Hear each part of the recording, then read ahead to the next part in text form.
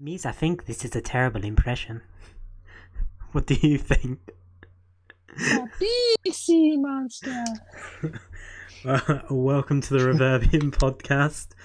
Welcome to How Great Was Jar Jar Binks? This is going to be a 3-part podcast entirely on Jar Jar Binks, about how good a character he is, saving grace of the Star Wars universe. Jar Jar Binks is the bug snacks of the Star Wars universe. He is the bug snacks of the Star Wars universe.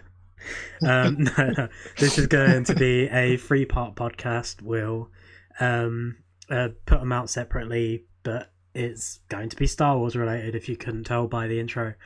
We're going to talk about each trilogy, starting with the original, then going to the prequels, and then the new trilogy. We haven't watched The Mandalorian yet, so that can be something coming in the future if we ever get round to it.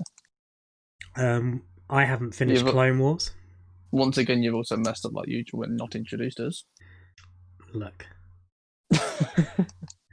I'm sure the 5 people that watch us know who we are. It's more than 5. Fine. Top view videos currently on 23 views. That's big numbers. Big number. Oh man, it's gone up. I can tell you that 23 is more than 5. So that's true. I'm Jimmy. This is Sean. We aren't joined by Adam this week. Don't know where he is. See, he doesn't love us. Doesn't love us. He got himself on the most viewed podcast episode, and then he's just left us. Exactly. So if it doesn't perform well, we know where the issue is, and we need to force him to come back. Carried him to fame. That's all I'm saying. If he ever gets famous, it's on us. So we put the foundation down. He's just built on our foundation, stolen our reputation. Before this, we're 2 minutes into this, so before we go off any longer, we're going to talk the original trilogy. First thing I want to say though is how weird of a movie title for a very first film is A New Hope, because for me that kind of gives the impression that there was something before. Like, that's obviously they ended up not being like the first ones chronologically, so it kind of makes sense in the end. But as a very first film to release, like, A New Hope for me is a weird title. Was it actually originally called A New Hope, or did they do that when they I'm not sure. So I have a feeling it probably would have just been called Star Wars at I the think start, it might have just been called Star Wars. And then they added the things in when they decided, we're making more than one film. But regardless, I get your point. Yeah. Probably something I only just thought of it, and it's probably something I should have looked at beforehand to actually know about. But I literally just thought on the spot that was weird to me. Yeah. It was the first Star Wars movie. It was the first one we've ever seen. It got a lot of people into the series. A lot of people start from there, even though it's episode 4, but it's the original first. Yeah, it's a great movie, and it's a movie that Star Wars themselves have copied, which you'll see later on. I will reserve what I'm going to say for that one later. But it's a classic. I don't want to say it's many people's favourites, because there's another film in this trilogy that's probably everyone's favourite, but it is a favourite. But is most known as best regarded as the best, most regarded as the best film in all of Star Wars. Did you want to decide on a favourite character for each film, or a favourite character in each trilogy?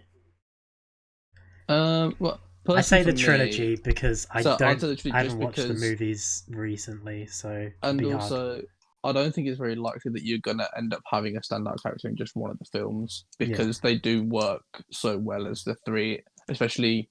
So A New Hope works quite well as a single film, but Empire and Return of the Jedi work together. Like, for me, they don't really work as standalone films, because you don't get a definitive ending in Empire.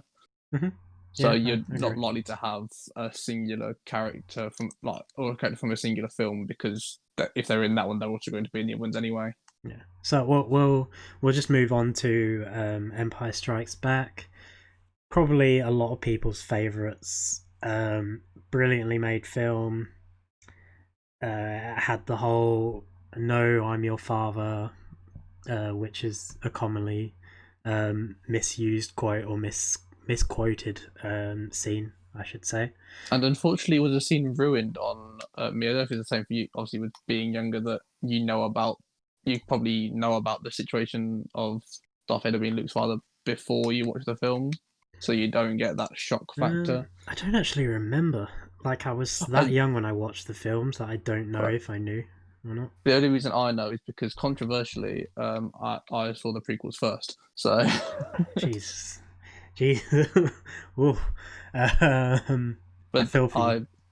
I think that's mainly, I don't know, again with you, but I think that's mainly because I am literally like the only Star Wars fan in my family, so it's not like someone got me into it. Is I stumbled across the films and watched them myself, and the only one really interested in them. So it was Yeah, just happened to same. be that they were the first ones that I saw.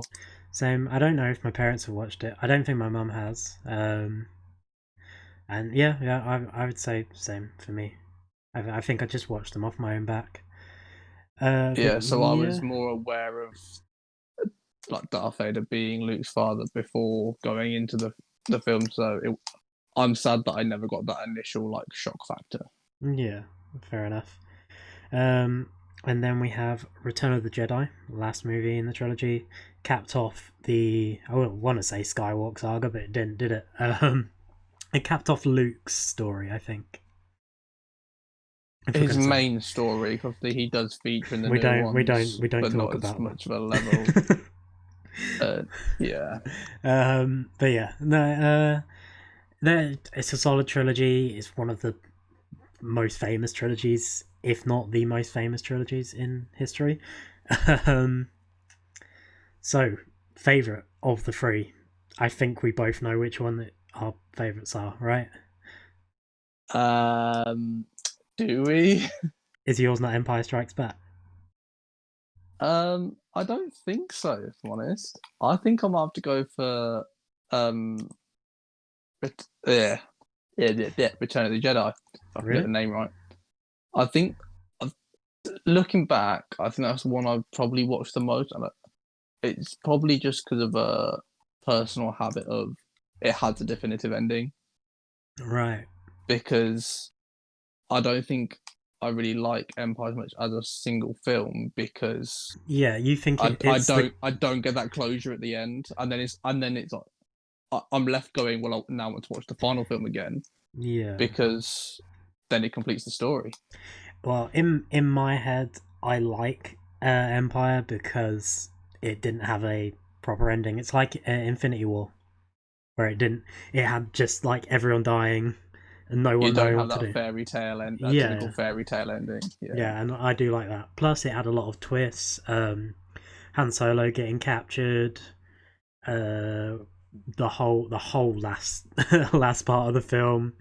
Just there's just things about it. Hoff was in the start of the film, right? There's yes. five I off. I Yeah. can't believe you just turned for this your favorite film and then had to question whether No, no, they start the I film on the planet Hoth. no. You should really I know that. didn't. No, I did know that. I just in my head it was like I haven't seen the films in so long, so I just had to recount. But I know Empire's my favorite from previous things. Um, I've seen the prequels twice since I've seen the original, which Oh, I've seen the it's fun. prequels many times, Yeah, many times. not because they're any good, but just because I recently started watching Clone Wars, and I wanted to watch at least Phantom Menace and Attack of the Clones before we got there, because I'd only ever seen Attack of the Clones once. I've seen Phantom Menace a lot of times, but only Clones once. So that's fresh in my mind, and that's not. Um, but yeah, mine's Empire, like I said. Uh, Anything else to say on the free? Really? Like we're trying to keep these short podcasts. That is the So plan. I think this is probably gonna be in like from what we're saying the nicest one because there's little to like go at for them. Yeah, And the only downside to them really is just because they were made first and so early on that you don't have the technology they do in the newer ones, which just dates them quite quickly and does make this really weird uh like ton of the features that obviously you go from in the prequels having these epic lightsaber fights with all these cool moves to really quite boring standing still lightsaber fights. Yeah. And then in the final ones, you go back to the more acrobatic, interesting ones. I think it'd be a good obviously- idea for us to, at some point after we do these podcasts, to just rank every Star Wars movie, like Yeah. which one's the worst and which Okay, one's the yeah. best for us, and we can just compare it. But for now, we'll keep with this. But yeah, so obviously Go on. you've got to take that into account that they just didn't have the capability of doing that at the time, so you can't really knock the films for it. I think if you're going to judge, you've got to judge it as they were at the time when they came out. 100%. I like, obviously for the time they were excellent, like stunning movies. They still hold up as well, but they do have the worst lightsaber battles out of all of the. I don't know. The sequel trilogy doesn't. There's nothing that really stands out to me in that. But Oh, I'm different. I'm very different. really, Yeah, because this was going to come into something later on that well, we can thought save about. it. But It was just two that really stick out to me, but one of them is more story based than actually what's going on, which is in the very last film. So, the Rise of Skywalker, near the end, where Rey passes the lightsaber over her back to Kylo, who's at a different spot. I quite like that. oh no, I'm not that saying together, there isn't anything. but obviously, that doesn't rank that highly just because it's very one sided. The one that I do really like is in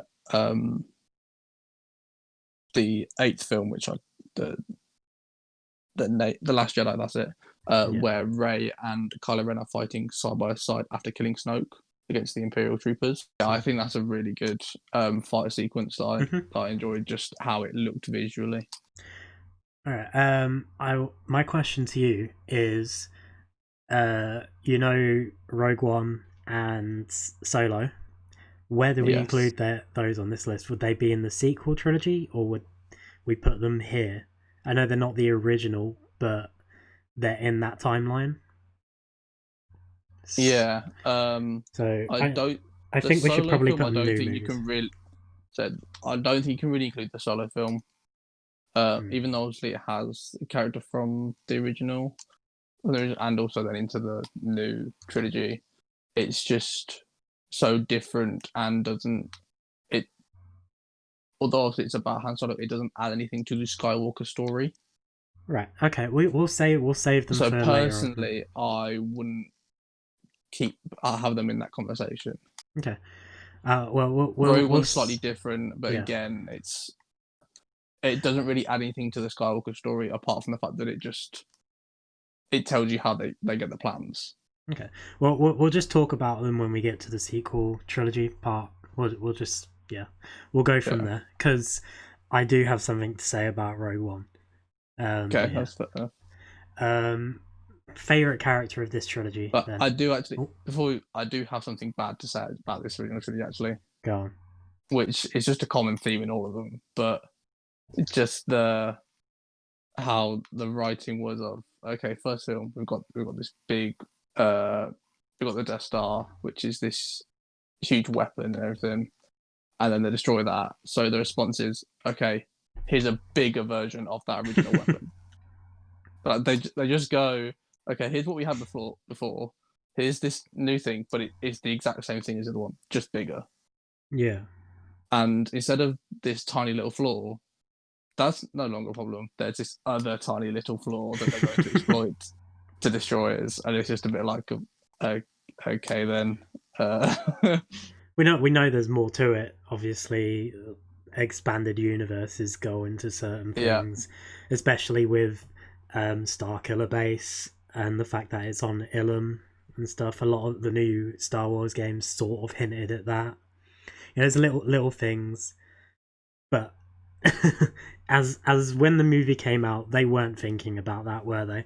Oh yeah. So also you got to think in hindsight is that a lot of the problems you probably pick in the films are continuity problems that just wouldn't have been thought of at the time because they would have no idea that the universe would become as big as it did. Yeah. and that they'd actually end up expanding it in like both directions from these films. So Okay, yeah, I agree. Well, like I was saying, favorite character. What's yours from this trilogy? um, personally, I think I'd go for Han Solo. Um, just because he's not your typical good guy, Right. and I quite like that. As obviously Luke is the very pure hero in the films of that he does everything for good, everything to help everyone else. Whereas there are obviously the bits in the films with Han where although he does good in the end, he does think about himself a lot. And there's a point where they don't know if he's going to, like in the original film, come back and fight and help them. And he just has a lot of comedic elements as well. Yeah. But yeah. I have two. One is Han Solo, but I'm not going to talk about him because you just talked about him. The second one is Darth Vader. I love villains in movies. Vader's probably the most famous villain of all. James Earl Jones's voice is one of the best voice acting roles in any film ever. So you can't go wrong there. And he's got a great arc. You know, starts off as this massively evil Dark Lord who is the most powerful Sith or Force user in the universe, and then he sacrifices himself at the end to save his son. And you know, it's a bittersweet ending, but it's one that the character deserved, and it gave us one of the best villains in movie history. I don't think there's much else to say about it. I'll say more when we get to Rogue One, because I think you know what I'm going to talk about there. The only thing I probably liked is that something obviously you get in the TV shows and everything is to just there's not enough Darth Vader personally. Oh, 100%. They need to make a movie or something. So because you like him so much, there is not enough of him. Like there is so much they could do with the character to show what he was doing away from the main story that you just want to see all these evil things he did and how he's able to use the Force like other people haven't been able to, that the Emperor taught him. Yeah. I don't know how they haven't got the idea to like make a Darth Vader series on Disney Plus. I know they want to do they're doing Obi-Wan, which is going to be really good. People have always wanted that. Is that because I know obviously they were looking to make the film for Obi-Wan. Is that in place of the film now? I'm assuming. I just know Ewan McGregor's meant to be coming back for an Obi-Wan series.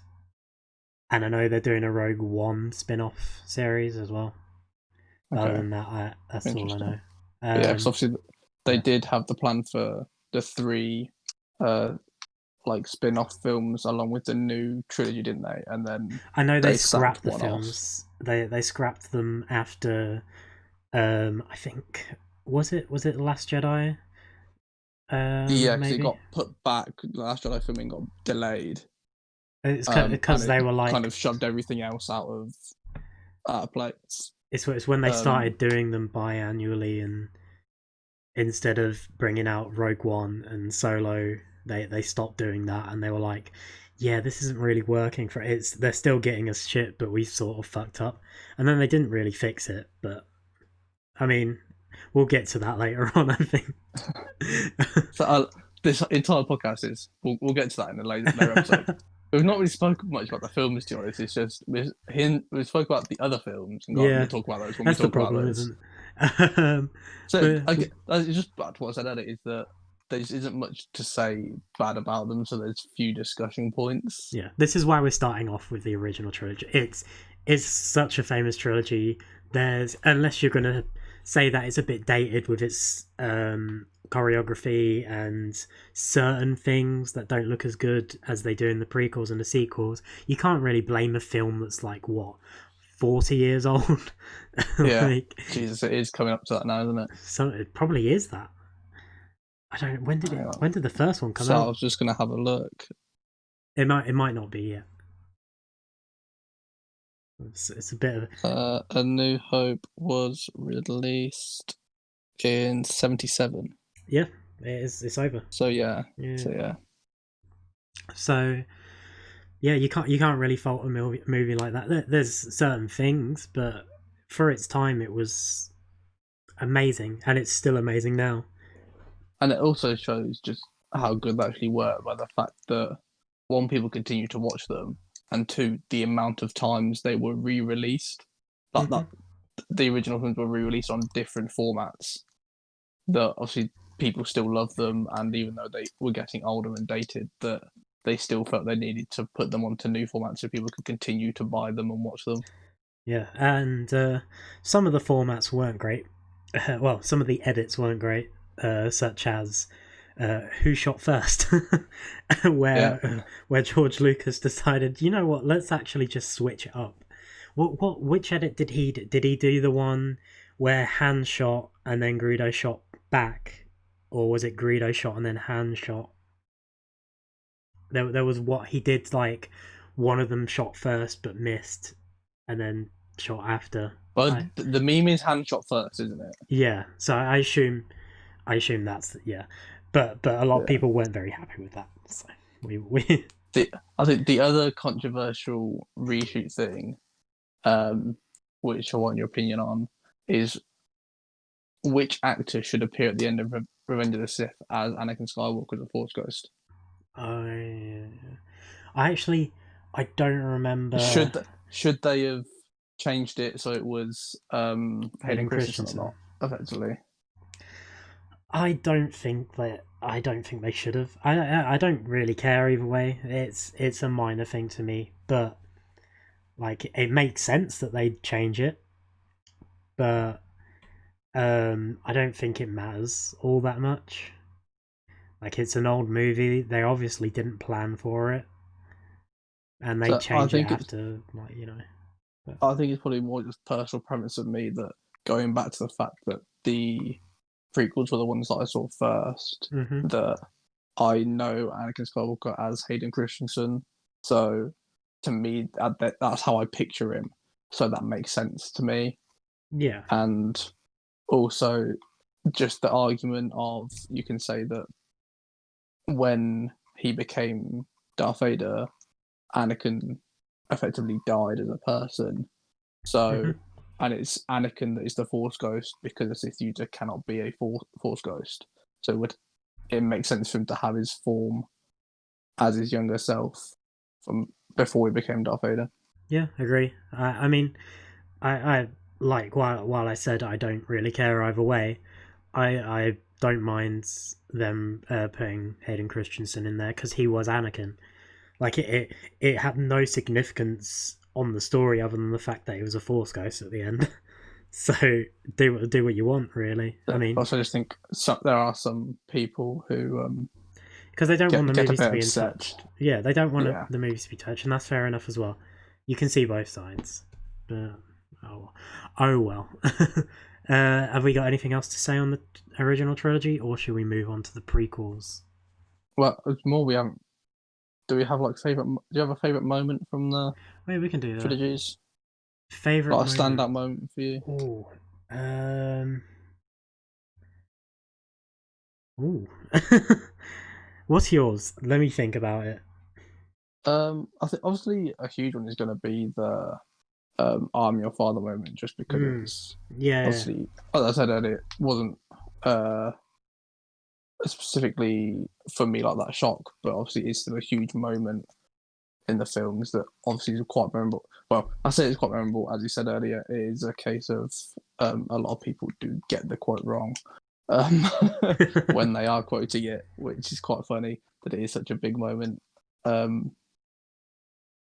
but and obviously for other reasons, maybe the opening sequences in Revenge of the Sith might be quite memorable because It's of Jabba the Hutt. Leia. Yeah, Yeah, I was Leia gonna in say the that. golden bikini. Rest in peace, Carrie Fisher. Shame. But I agree. The original simping of Star Wars. I agree. I was gonna say Jabba is up there, but not because of Leia really, but because I like the whole thing with Boba Fett and Yeah. like the whole Sarlacc pit thing, and I used to like the whole stories about him escaping, and I was very annoyed when Disney were like, "Now we're scrapping the extended universe, we're making it into a So I think legendary." that's another one is what, like Darth Vader, that you'd like to have seen more from Jabba the Hutt, Yeah, because obviously there is even more they could do, you mean because Boba Fett?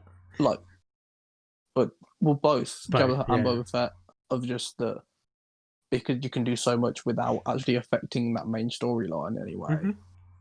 Yeah, That there's you so can much just they could do. you could send them off to somewhere else in the universe, and it when they were like younger and before where they hadn't crossed paths, and it would make great character development. Yeah. I would also say like everything in Cloud City from 5, you know, the Han Solo stuff, the Vader Luke Yeah. stuff. Um, what else as well? The final bit with the Emperor and Vader and Luke in Return of the Jedi. Yeah. There's little moments in these movies that are So some of I the think best. probably the better moments come from 5 and 6, Mm-hmm. because although it's obviously still a good story, there isn't as many standout moments from 4, just because it is like a typical I will hero say the destruction of movie. the Death Star as well in 4 Yeah. and 6 both. But yeah, no, that I think if I had to pick a favorite moment, the Vader Luke Cloud City fight. Yeah. But yeah, Just because, so it did, you could tell there was big developments in the choreography of fighting from 4, where you yeah, had Obi-Wan and Vader just standing there hitting lightsabers against each other.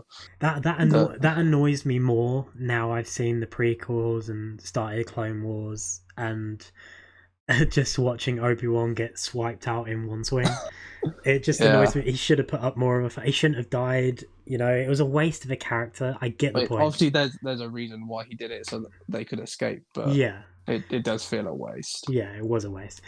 But you know, But I it's not a think, perfect movie, but it's an amazing one, and it was for its time. I also feel like this is also going to then come on to a later discussion, that had they have kept Obi-Wan alive, they may have fell into a problem that I have with the newest trilogy, of having too many characters to try and have in the story and develop. I think the problem with the newer trilogy is they have too many characters that they didn't know what to do with, like Finn, who everyone was like, "Oh, he should be a Force user. He should be this. He should be that." And he had no impact on 2 of the movies. Like So, he did so nothing. they brought it on themselves, I think, Yeah, because they kind of hyped him up a lot in the even John Boyega before said, they came out. Yeah, before the films came out, they like acted like he was going to be this huge character, and yeah, they just did nothing with him. yeah. We'll But get yeah, I feel like like we said the earlier. We'll get to that.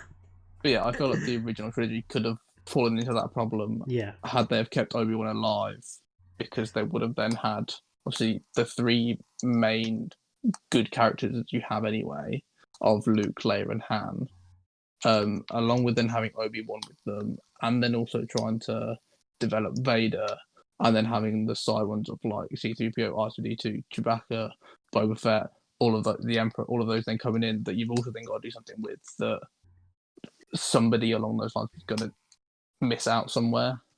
it's fair That enough. it probably benefit the characters still in it, that they got the time that they then did and the development they got, because there weren't any more screen time being taken up by another character. Well, it also personally like Obi-Wan didn't need to be in everything after that. He could have survived and then gone off on his own, let Luke True. find his own path. Yeah. Because Luke did go off by himself in 6, and he went to save Han Solo with Leia and stuff, and that they did the whole thing. But like Obi-Wan didn't even need to be a part of any of that. He could have come back and done little things. He maybe could have come back and died in 5. You know, had him go with Luke Cloud City, then find Vader, have the whole fight, have Obi-Wan die like Qui-Gon died for Obi-Wan in Phantom Menace, and then have the Yeah. whole "No, I'm your father," and then do the rest. But they did it how they did it. They weren't thinking at all these future things at the time, and you got to respect it, I guess. So, yeah, I think we're done with the original trilogy now. Yeah, I think anything we're gonna say, we're just gonna We're just gonna repeat. the others anyway. So yeah, so we'll this is the end of part 1. We will be releasing this part on the 13th of October, and then a few days later I'll release part 2, which will be the prequels, and then part 3 a few days after that. So yeah, keep on listening.